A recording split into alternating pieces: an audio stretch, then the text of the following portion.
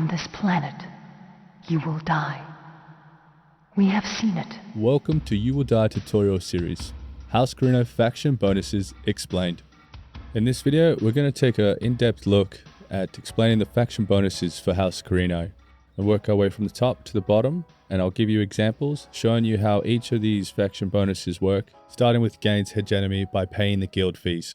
Hegemony means position of being the strongest and most powerful, and therefore being able to control others. And that's why reaching 25,000 hegemony is a victory condition in Dune Spice Wars. Hegemony also determines what faction bonuses are unlocked. There are 3 tiers to the faction bonuses. First tier are the starting bonuses, which are always unlocked. The second tier requires 5,000 hegemony, and the third and final tier is at 10,000. This brings us back to House Corrino's first faction ability, gain hegemony by paying guild fees. The requirement to receive hegemony from paying guild fees is to ensure the stockpile figure is greater than the guild fee figure at the end of each tax cycle every 24 days, which equates to 12 minutes in real time. I have enough stockpiled, so on the 26th I go from 740 to 1.7k.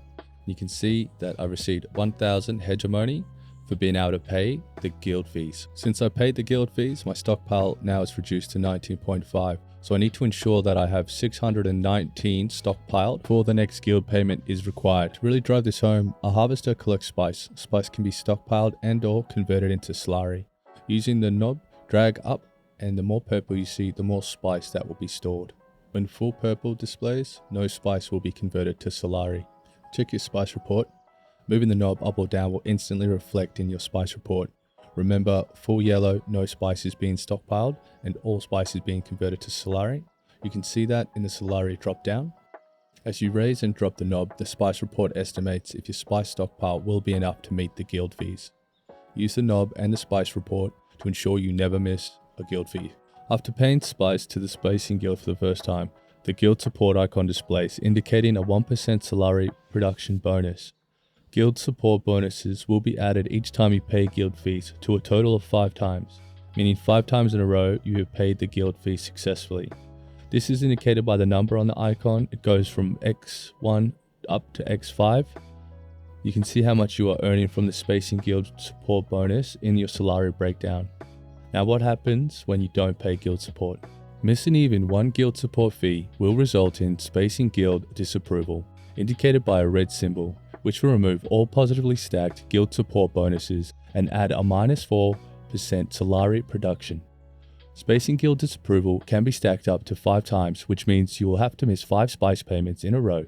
You can negate spacing guild disapproval by making a complete spice payment, which will turn the red icon to a spacing guild support green icon. Even if you have a disapproval stacked 5 times, if the next spice payment is met in full, you will receive guild support, and vice versa. Having 5 times guild support and missing a payment will result in a guild disapproval. Make sure you hover over your Solari to check the guild disapproval amount, and remember that it does stack, which can be a significant loss if you've got a 5 times stack disapproval rating. Just make sure that your spice is always flowing and you won't have to worry too much about this. Next faction bonus is, can use Imperial Edict on Landsraad resolution to switch their scope. Imperial Edict allows you to toggle apply to all or apply to one faction on applicable Landsraad resolutions. You can see by clicking apply the text toggles between all faction gain and elected faction gain. All faction gain means the resolution will be applied to all factions. Elected faction meaning only the one faction who won the resolution will be impacted. Upon clicking apply, an Imperial stamp appears on the resolution you have elected for Imperial Edict. Keep in mind the Imperial Edict costs 30 influence and can only be applied to one resolution per council session. You can now track council sessions here. Let's take a look at an example. To find an Imperial Edict, you need to open the Landsraad menu by clicking Landsraad icon in your control menu. I'm going to toggle Landsraad witness from apply to all to apply to one faction in the hope that I have enough votes to claim this resolution for my benefit. I won the resolution and now I have 3 Landsraad judges instead of all faction receiving Landsraad judges. This is how you can use Imperial Edict to your advantage. The next faction bonus is the diplomatic action Imperial Mandate replaces tribute treaty and is unlocked from the start. House Corrino lends 2 Sardaukar to another faction, earning Solari when they kill another unit. The replaced tribute is referring to other factions that have a treaty called tribute. House Corrino does not have a tribute treaty and instead has Imperial Mandate, so that's what that little bit is about. Imperial Mandate is accessible by the trading menu, but has a requirement before you can trade it to another faction. For the Imperial Mandate to be tradable, you first must reach a relationship level of truce, which is achieved by trading a non-aggressive pact treaty which costs authority. Once a non-aggression pact is traded and accepted, Imperial Mandate becomes available in the trade menu for that faction. Imperial Mandate costs 500 Solari, and if you include the authority cost to trade a non-aggressive pact, you could be looking at 20 to 50th authority plus 500 Solari to use the Imperial Mandate. Once Imperial Mandate is accepted in a trade, 2 Sardaukar will spawn at the faction's main base. It lasts for 60 days, which is 30 minutes in game time.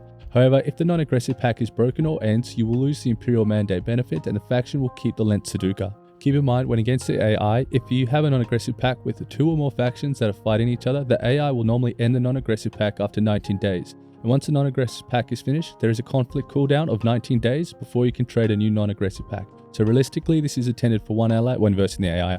And the most important takeaway is Imperial Mandate will end immediately if the 2 Landsraad die or are removed by the player.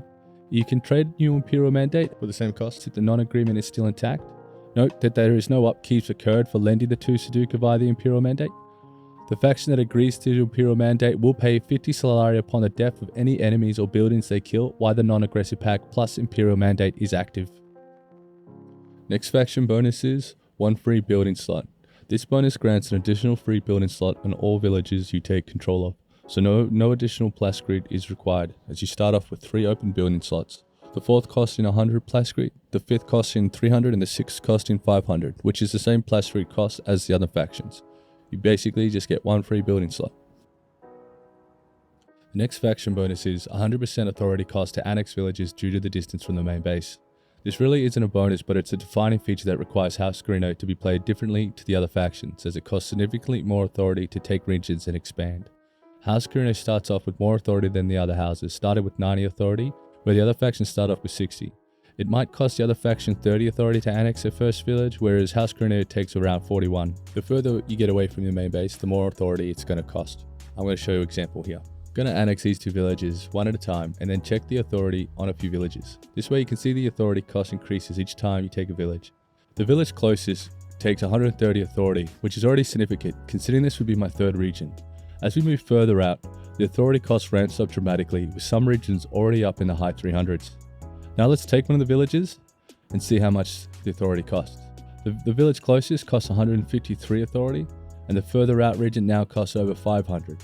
Let's take one more village. The village closest is cost 170, and the further out costs over 700. This faction bonus keeps House Corrino from expanding quickly, and also means you need to be very careful with which regions and villages you take control of, because it's impossible to annex villages on the other side of the map, so the authority cost will easily exceed 500. There is a caveat to this, but we'll explore that in the next faction bonus. Reaching 5000 Hegemony unlocks faction bonus, can use main base deployment on Corrinos and neutral villages to land a second main base. This faction bonus allows a second exact replica of your main base to be deployed on any neutral region or a region in your direct control. Disclaimer, this does exclude special regions. You cannot place a second base on a special region. To use this ability, you need to click on a neutral village or a village under your control. There is a button with a down arrow on the right hand side next to the village name. Hover your cursor over the button and a pop-up information for main base deployment will display, including the cost. It's going to cost 3000 Solari and 100 authority to deploy a second base. Click on the button and now the model of a House Corrino base is ready to be placed on and around the solid platform. You can cancel this view by right clicking.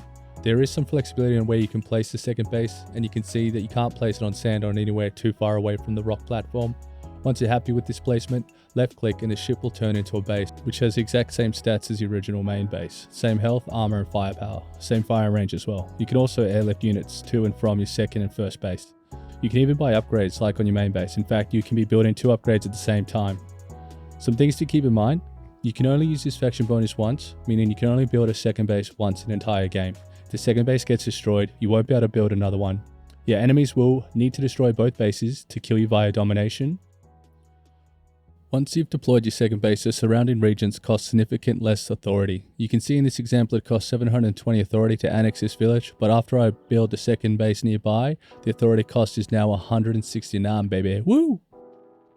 You can place your second base next to an enemy base if the territory is free. Keep in mind the bases won't attack each other, they only attack ground units. When a neutral village or your village is under attack or there's combat in the area, you will not be able to use the main base deployment. You'll have to wait till the combat stops before you can deploy. Next is Imperial Favor. Imperial Favor is used in trade. It's worth 100 influence and can be accessed in the trade menu. You can select Imperial Favor, which has no cost, but can only be used once per council session. Remember, council sessions can be tracked in the Landsraad menu. I'm going to trade the Imperial Favor for some spice in Solari. Make sure you use this in each council session once unlocked, as it doesn't cost anything and is an excellent way to add some power behind your trades, as 100 influence should be worth its weight on Arrakis. After reaching 10,000 Hegemony, the next faction bonus will grant a 30% increase to the range to your base's airfield and missile battery. This allows House Corrino extra reach when airdropping troops in and using the second base as a forward attack base. You can see here that I can't drop my units, but after I get to 10k I can, and you can see that the rings expand around the two bases, demonstrating the 30% bonus. The last faction bonus for House Corrino grants 30 Landsraad stand-in when other factions are elected to charters.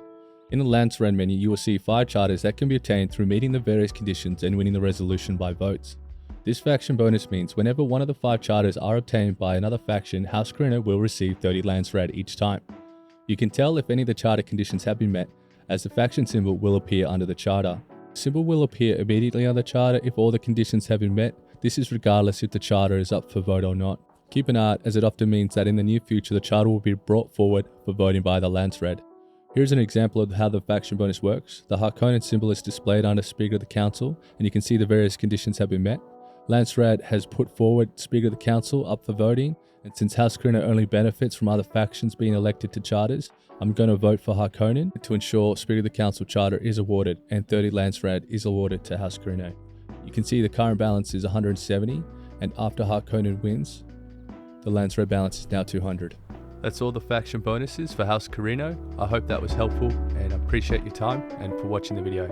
Thanks very much. Peace.